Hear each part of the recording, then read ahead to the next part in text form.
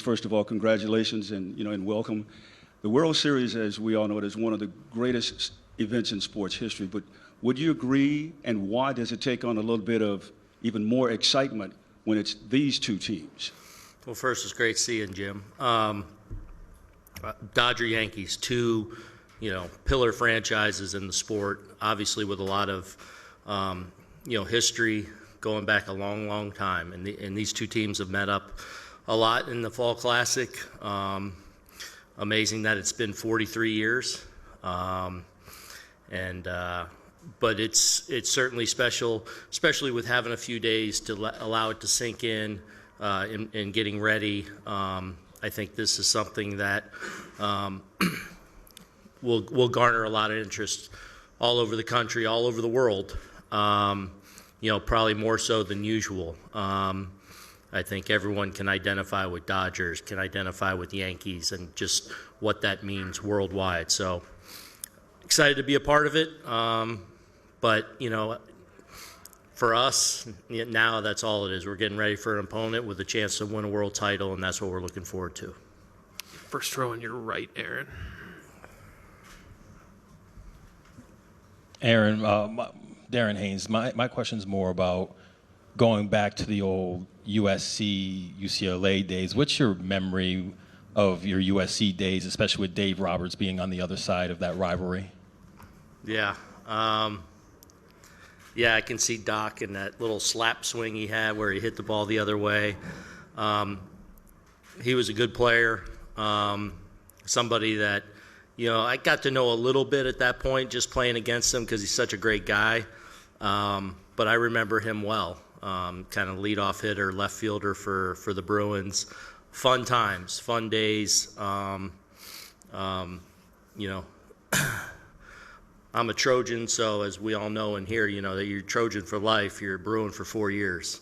So I think that's the case with that's probably the case with Doc. He's probably like indifferent. I get pissed off when the Trojans lose. They're like, whatever. So no, but those were fun days. Going to USC was one of the great years of my life, and those roots run deep. We'll go to the second row on your left with Barry. Hey, Boone, congratulations. A couple of years ago when Judge was going to free agency, you were pretty vociferous about wanting to keep him. What's your stance on Soto at this point? Is it the same? That's for another day. Juan is, look, obviously he's been a central figure for us all year. Hit an amazing home run that helped us clinch a ticket to the World Series. The biggest thing, just getting to be around Juan this year, is he's proven to be an amazing teammate, great person to get to know, and obviously a great player. And I don't think he or any of us are thinking about that right now. We're getting ready for Game 1 of the World Series, and that's about as far forward as we're looking ahead right now. And going back, as we've talked about this all year, this has been pretty much your explanation about Soto's impact since day one. Yeah, you never know what it's going to be like when you bring players into organizations. They're getting to know you, you're getting to know them, you're trying to get them entrenched in the culture and in the fabric of your team. And he's been awesome. I mean, really, I can remember my first conversation with him outside my bedroom at night, right after the winter meetings when I got home from Nashville.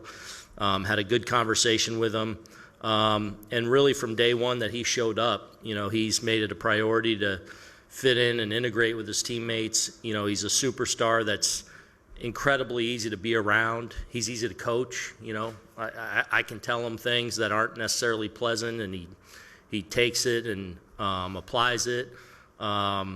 He's one of the guys. He really is, and that's always what you hope for when you bring somebody in. We always want guys to be who they are and allow guys to be themselves, of course, fitting into the team as a whole, but he's done that, and it's been a lot of fun to be around him and get to know him. The third row on your left, Ron.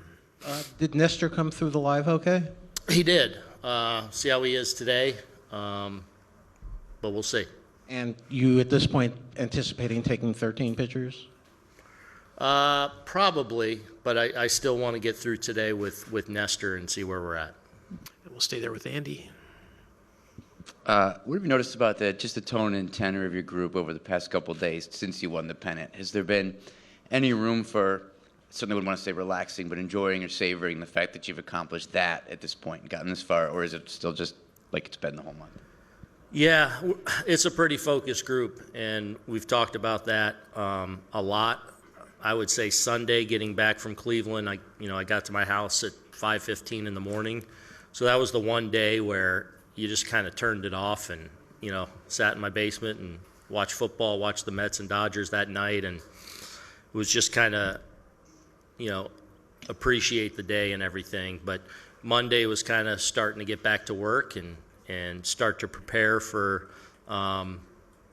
what's ahead of us, and obviously the opportunity to go up against a great opponent. About 7 rows back on your right, Jared. Aaron, when you came to the Yankees as a player, Hideki Matsui was a rookie, and that was a big deal 21 years ago. But I'm curious, like looking back, could you have imagined the effect that Japanese baseball would have on American baseball sort of 2 decades later, and you think about what it was like 20 years ago? Yeah. I think so. Yeah. I mean, at that time, obviously Hideki was, a huge presence and a star already in his own right in Japan before coming over. But you were starting to see those, Hideo Nomo and things like that. I played with Kaz Matsui too in Houston. So, there's been a lot of guys come over with varying degrees of success, but so I can't necessarily say I'm surprised. And I think everyone to some degree knew obviously what a great talent Shohei was before he came over here, and obviously he's proven that. And with Yamamoto, we got to know him a little bit last winter. I think there's more players over there that'll be knocking on the door with the chance for stardom over here, I'm sure, over the next couple of years. So I don't think it's that surprising, frankly. I mean, there's great players all over the world, as we're seeing, and obviously we know what baseball means in Japan. A bit further to your right, Aaron. Tyler. Aaron, Gleyber, Torres have been really locked in this postseason, and really for 2 months since you put him in that leadoff spot. What makes him make sense in that role up there, and what have you seen him do so well, in October?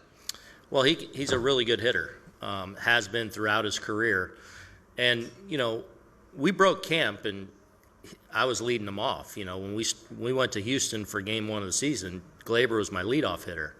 Had a really good spring. And just for whatever reason, I think I chalk it up to baseball. It's one of those things, like hitting's difficult and it's hard to really sometimes get in that really good role that, so the first couple of months of the season where he struggled, one thing he was doing well from jump was his swing decisions. He wasn't chasing a lot. He was swinging at pitches he should be swinging at.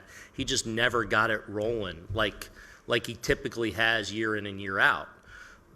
Especially coming off of last year, 23 was a very consistent offensive season for him. Front to back, day in and day out was really good. He just never got it rolling, couldn't get that hot streak going.